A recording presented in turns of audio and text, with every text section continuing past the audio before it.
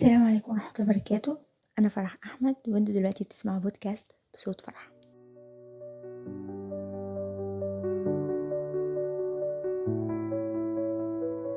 جماعة، أنا اكتشفت إن معلوماتي في تاريخ العالم شبه منعدمة للأسف، وده اكتشفته قريب وأنا في محاضرة وكل اللي معايا عارفين أحداث وحروب بتفاصيلها، وأنا كنت حرفيا في لاند. فعشان كده قررت إن هبدأ أقرأ في التاريخ وأعرف أحداثه من الأول. طبعا لازم أشارك اللي هقرأه وأتعلمه معاكم هنا، بس الاختلاف هنا إننا مش هنقعد نقول تواريخ وننام زي ما حصل معايا في الإعدادي.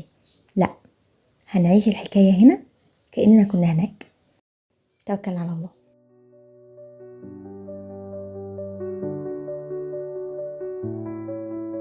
دلوقتي هنرجع بالزمن شوية، حوالي 300 ألف سنة كده.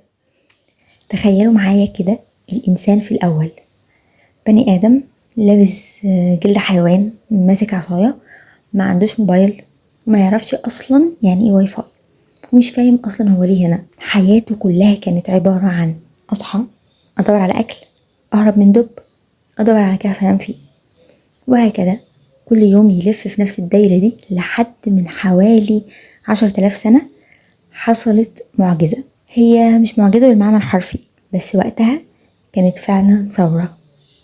الإنسان اكتشف إنه ممكن يزرع الأكل بدل ما يفضل يجري وراه. بعد كده اتكونت أول حضارة عندنا وأول موظف، بلاد الرافدين اللي هي دلوقتي العراق. هناك ظهرت حضارة اسمها حضارة سومر من حوالي 3500 سنة قبل الميلاد. الناس هناك ما كانوش بيلعبوا، بل اخترعوا الكتابة وعملوا قوانين، لقوا كمان بنوا معابد. والأول مرة في التاريخ تلاقي واحد اسمه الكاتب كان قاعد كل شغلانته إن هو بيكتب حسابات الشعير والزيت والقمح وهكذا. يعني حرفيا أول موظف شؤون مالية تشهده هذه الكرة الأرضية. ومن هنا المجتمع بدأ يبقى منظم، في ملك وفي جيش وفي عبيد. مش أحسن حاجة طبعا، بس ده كان زمان. واللي حصل في حضارة سومر كان مجرد أول سطر في الحكاية، لأن وراهم على طول ظهر جيران قالوا لهم طب ما احنا كمان على فكرة بنعرف نكتب، وناس تانية قالوا احنا هنقعد نعبد الشمس بدل ما نقعد زيكم كده نكتب قوانين. استغفر الله العظيم.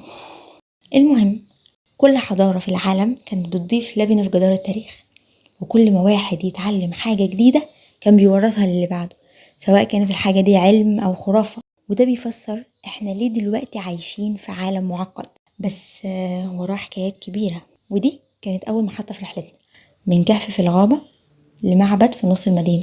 في الحلقة الجاية إن شاء الله هنركب الجمل ونروح على حضارة مبهرة بمعنى الكلمة، وهي حضارة مصر القديمة. مش عشان احنا مصريين يعني، بس عشان دي فعلا حضارة تستحق حلقة كاملة. ما تقلقوش، مش هطول عليكم اكتر من كده. لو عجبتك الحلقة ما تنساش تشاركني رأيك وتبعت الحلقة لحد تحب انه يعرف اكتر عن تاريخ العالم زي حالاتي كده.